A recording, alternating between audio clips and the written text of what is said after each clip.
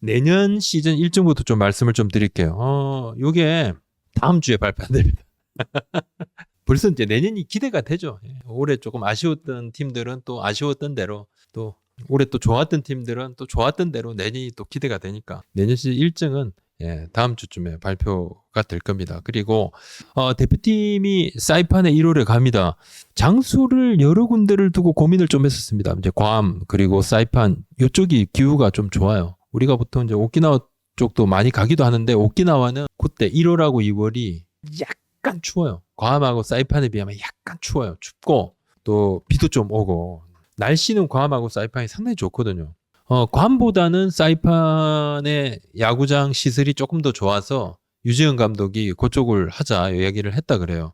그리고 우리 대표팀이 사이판에 만약에 간다 그러면 사이판 관광청에서 야구장 약간 개보수를 조금 해줄 수 있다. 이렇게까지도 공사를 해준다고도 이야기를 했고 여러 조건을 따져봤을 때도 상당히 괜찮아서 사이판의 야구장이 한 개입니다. 야구장이 한 개인데 사이판 가서 우리가 대단한 기술 훈련을 할 건 아니거든요. 대단한 기술 훈련을 할 건 아니니까 체력 훈련을 좀 하는 거죠. 뭐 정식 소집이라기보다는 1차 캠프지만 이게 이제 국가대표 활동은 맞습니다. 국가대표 활동은 맞고 비활동 기간이죠. 비활동 기간인데 이건 뭐 국가대표로서 이건 약간 예외로 선수들의 몸을 좀 빨리 만드는 걸로 정리가 됐죠. FA 시장이 좀 막빠집니다. 대학급 선수들은 뭐 대학급 선수들대로 정리가 좀 됐고 아직 남아있는 선수들은 좀 있습니다만 팀들의 생각이 조금씩 바뀌는 것 같아요. 이제는 확실한 A급이나 이 S급을 잡는 거 이게 상당히 좀 중요하다고 생각을 하고 그리고 팀의 미래를 생각할 때 확실히 좀 플러스가 그러니까 미래까지도 생각을 할 때 플러스가 되는 부분 아니면 팀의 문화 자체를 바꿔줄 수 있는 이런 선수 뭐 대표적으로 뭐 김현수 선수 같은 경우도 조금 그런 부분이 되겠죠. 또는 팀의 가장 큰 구멍을 메우고 오히려 이제 성장하고 있는 선수들한테 시간을 조금 벌어주는 그런 역할을 할 수 있는 그렇지도 않다 그러면 오자마자 바로 팀의 우승에 보탬이 될 수 있는 그런 선수들. 이렇게 확실한 니즈가 있는 경우에 플러스가 되는 게 많다. 뭐 그냥 좋다. 와서 좀 도움이 되겠구나 생각을 해가지고 이게 아닐 경우가 좀 있더라는 거죠. 그러니까 FA 영입을 통해서 팀의 보탬이 되는 경우를 따져보면 S급이나 A급 이 선수들이 확실히 자기 몫을 하고 애매한 경우는 오히려 이제 후회를 좀 남기는 경우가 많고 돈을 좀 더 주더라도 확실한 카드를 사자 이런 이야기들을 제가 이제 지지난주 그러니까 11월 말에 그때 야구인 골프 대회 때 여러 단장님들을 좀 만났습니다. 만나서 이렇게 이야기를 좀 하다 보니까 공통적으로 그 이야기를 해요. 확실한 S급, A급에 투자를 하는 게 좀 맞지 않나 이렇게 공통적으로 얘기를 하더라고요. 이 확실한 S급, A급이 많지는 않습니다. 몇 년간 대표적인 뭐 LG 같은 경우는 이제 김현수 선수 와서 이제 우승을 했죠. 29년 만에 또 우승을 했고 NC도 양의지 선수가 와서 창단 첫 우승을 또 했고 뭐 그리고 이제 기아 같은 경우도 최웅 선수가 와서 있을 때 두 번 또 우승을 했죠. 뭐 장기적으로 이 특히 LG의 박혜민 선수 얘기를 좀 안 할 수가 없는데 차면서 단장이 부임 이후에 센터라인 고민을 많이 했다고 좀 틀어놓더라고요. 어떻게 큰일 났다. 이거 빨리 좀 해결을 해야 되는데 그때 이제 유격수 오지환 선수가 이제 대표 유격수로 좀 자리를 잡아가고 있는 그런 상황이었고 근데 중견수 고민이 계속 있었고 LG가 이미 오래전부터 진짜 확실한 중견수가 나오면 FA에서 나오면 좀 잡겠다 이런 마음이 좀 있었대. 그러면서 차면서 단장이 박혜민이 나오면 나 무조건 잡으려고 한다는 생각을 했대요. 했어. 또 정수빈 선수에 대한 그런 좀 생각도 좀 있었다 그러더라고요. 그때는 정수빈 선수 같은 경우는 두산에 잔류를 했습니다. 박혜민을 영입을 할 수 있어서 굉장히 만족하고 이제 물론 이제 그 과정에서 이루수 신민재 선수 국가대표 이루수 신민재 선수의 이 성장한 부분들 요게 차면서 단장이 너무너무 고맙고 결국 이제 그게 활용 점정이 된 것 아닌가 요런 이야기를 좀 하던데 제가 앞서 방송에서 김현수 선수 협상 과정에서 관련된 팀이 뭐 그때 다 드러났죠.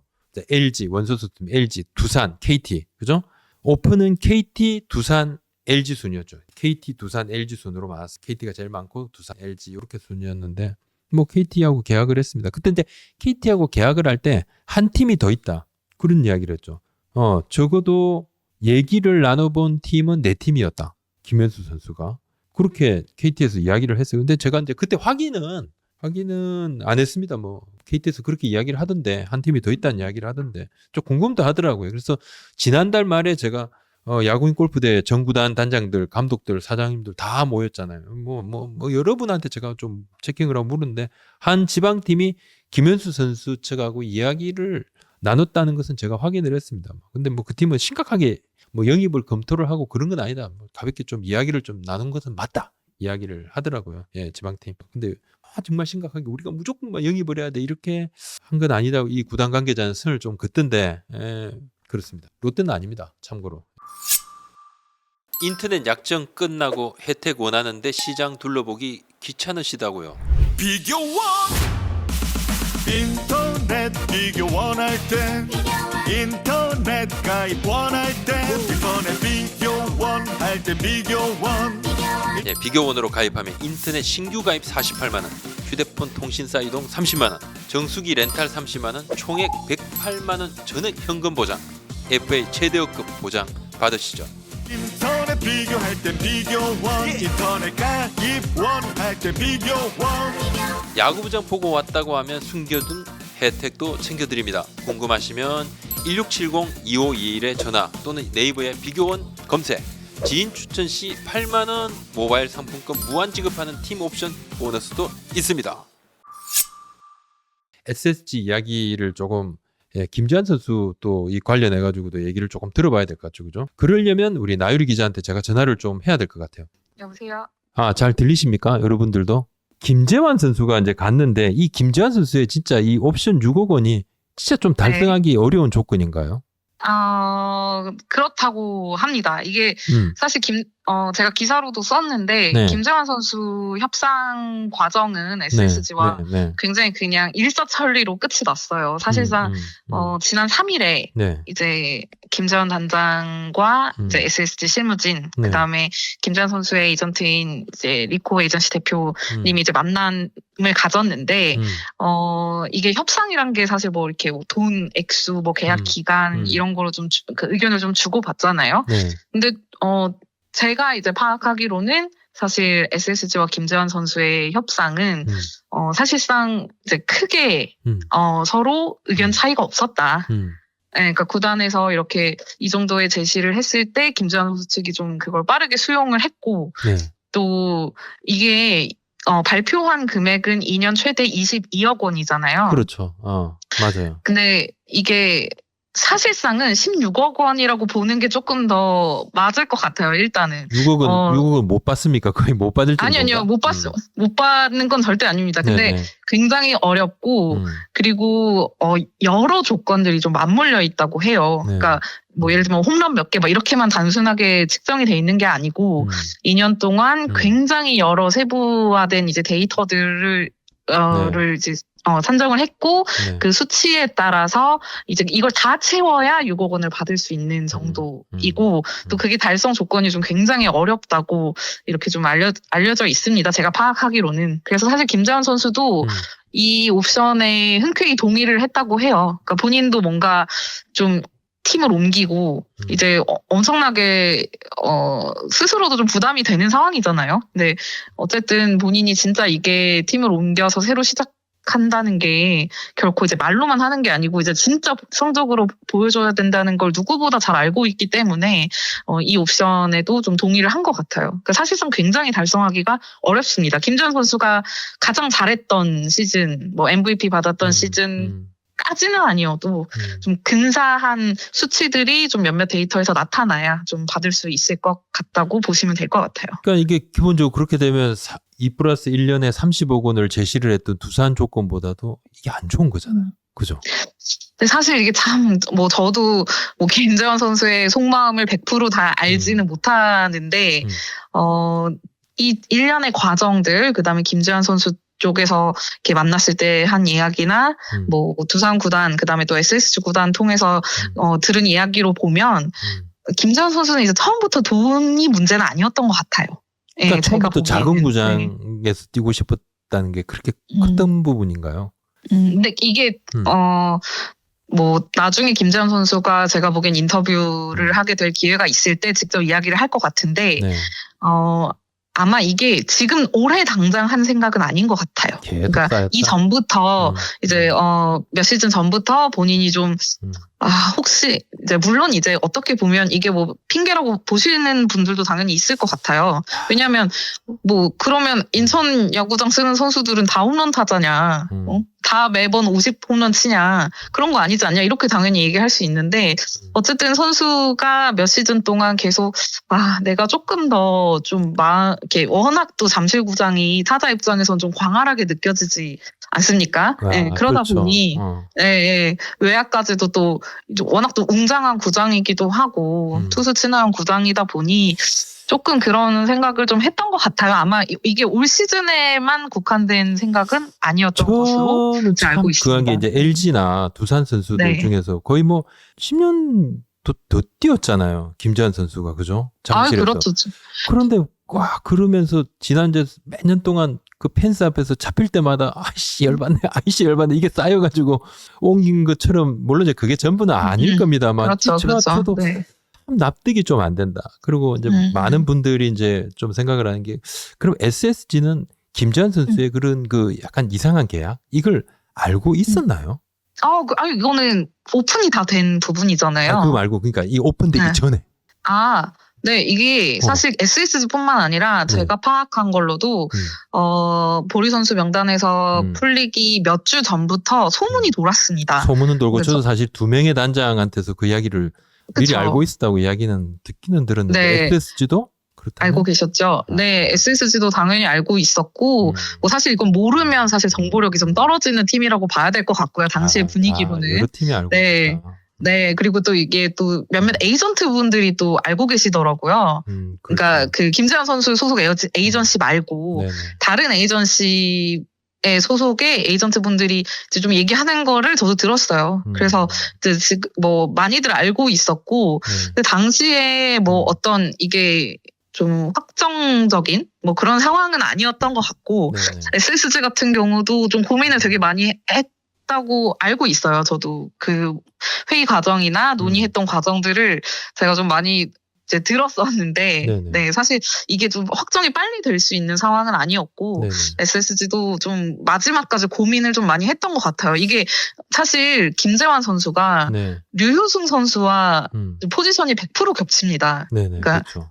네, 올해 이제 홈런을 1군에서 치면서 가능성을 보여준 타자고, 지금 네. 이승용 감독이 굉장히 좀 신경을 많이 쓰고 있는 선수인데, 류효승 선수와 100% 좀 포지션이 겹치기도 하고, 사실 에레디아 선수 재계약도 확정이 안 돼 있던 상황이기 때문에 좀 고민이 많이 고민을 끝까지 했던 것 같아요. 김재환 선수도 사실 적은 나이가 아니잖아요.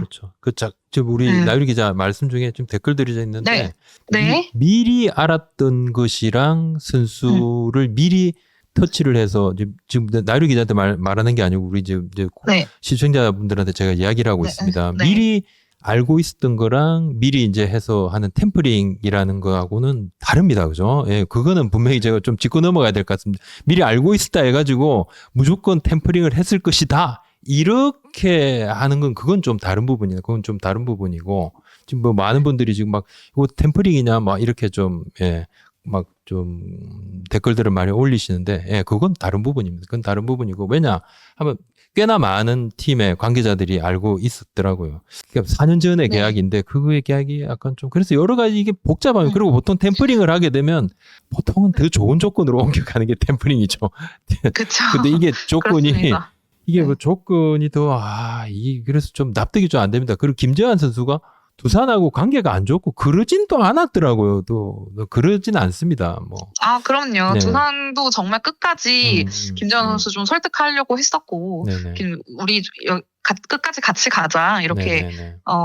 이야기를 했었던 것 같고, 김재환 선수도 그래서 마지막까지 좀 시간이 걸렸던 것 같아요. 선수가 이제 어쨌든 계속 그 협상 테이블에 가서 그 실무진들과 만나고 이야기를 한 것도 본인이 그거를 이제 그냥 단숨에 뿌리치기는 좀 어려웠던 것 같습니다. 근데 다시 한번 제가 말씀드리지만 몇 주 전, 그 보류 명단 풀리기 몇 주 전부터 네. SSG뿐만 아니라 네네. 여러 구단들이 다 해당 사실을 알고만 있었습니다. 네. 그렇더라고요. 일단 김재환 선수는 뭐 일단 계약 비하인드는 뭐 기사로도 다들 너무 많이 보셨을 것 같아서 그런 상황이고 그 약간 또 궁금해하시는 게 네. 그럼 김재환 선수가 등번호를 몇 번을 쓰냐 이거를 좀 궁금해하시는 네. 질문을 제가 받았어요. 네네.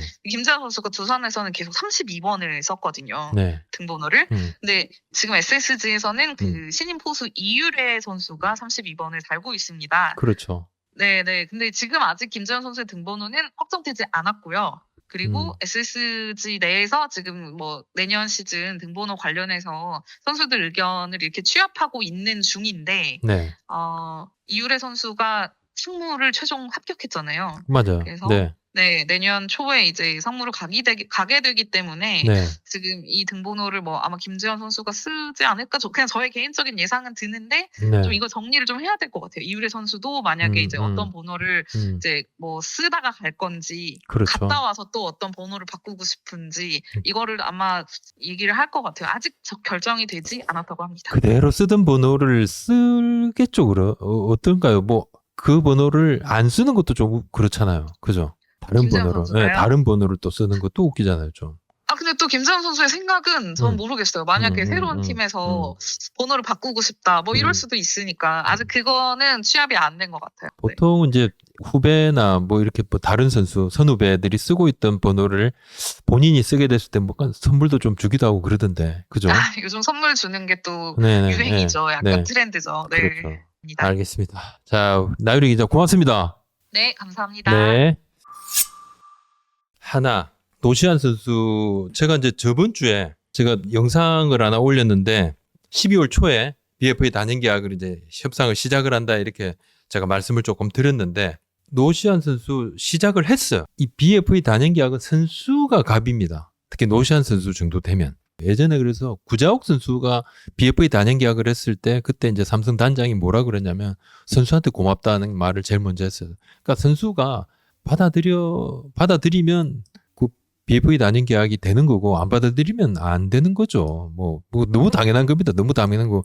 그리고 선수가 FA 시장에 나간다 그러면 공개적으로 자기의 몸값을 이렇게 한번 받아보게 되는 그런 상황이 벌어지는 거잖아요. 어떻게 얼마 뛸지도 모르는 거고. 그래서 지금 협상을 조금 하고 있습니다. 하고 있고 조건도 맞아야 되고 선수도 원해야 되고 어떻게든 좀 잡으려고는 하고 있습니다. 지금 협상 중입니다. 협상 중이고 김범수 선수는 지금 뭐 어떻게 하느냐. 김범수 선수도 하나 내부에서는 뭐 삼성에서 관심이 좀 있는 거 아닌가 이렇게 조금 보던데 삼성 쪽에 제가 체크를 좀 해봤습니다. 삼성 쪽에 제가 확인한 결과 현재 김범수 선수하고 연락하고 있지 않다. 제가 요 이야기는 따로 다루겠습니다. 김범수 선수하고 연락하고 있지 않다. 그리고 홍건희 선수하고도 연락하고 있지 않다. 예. 하나에서 지금 김범수 선수 계약이 조금 지지부진한 이유는 셀캡을 생각을 안 할 수 없다. 이 말은 뭐냐면 조건이 좀 안 맞다는 거죠. 예. 아무래도 선수는 뭐 좋은 조건 당연히 원하는 거고 팀은 뭐 당연히 늘 고민인 건데 안 잡으려고 하는 게 아닙니다. 조건이 좀 안 맞아가지고 이렇게 시간이 길게 늘어지고 있는 겁니다. 손아섭 선수는 손익단장이 오늘 손아섭 선수 측을 잠깐 만나는 것으로 합니다. 그렇게 저도 좀 전해 들었는데 일단 강백호 선수가 와서 손아섭 선수 입지가 약해진 건 당연한 거죠. 예, 맞고 또 페라자 선수도 복귀를 했죠. 페라자 선수가 오면 아무래도 페라자 선수가 센터가 안 되잖아요. 센터가 안 되고 또 강백호 선수도 있고 또 1루를 감안을 한다 하더라도 어떤 지명타자 자리도 한정돼 있으니까 손아섭 선수 입장에서는 이게 좀 부담일 겁니다. 손아섭 선수가 사실은 좀 근데 롯데는 강민호, 손아섭 선수를 영입할 생각이 없더라고요. 없습니다. 내부 육성 쪽으로 조금 더 생각을 하고 있기 때문에 만약에 뭐 강민호, 손아섭 선수를 뭐 잡으려고 했다 그러면 차라리 박찬호 선수한테 대시를 하지 않았겠느냐라고 이렇게 돌려 말을 하던데 하주석 선수 얘기를 좀 해볼게요. 단연계약 얘기가 조금 나왔습니다. 이게 시즌 막판에 후반부에 하나 내부에서 하주석 선수의 단연계약에 대한 이야기가 조금 있었던 것은 사실입니다. 그건 맞아요. 맞는데 현재로서는 하주석 선수에 대해서 단연계약을 생각하고 있지 않더라고요. 지난 6일에 김현정 치어리더하고 결혼을 했거든요.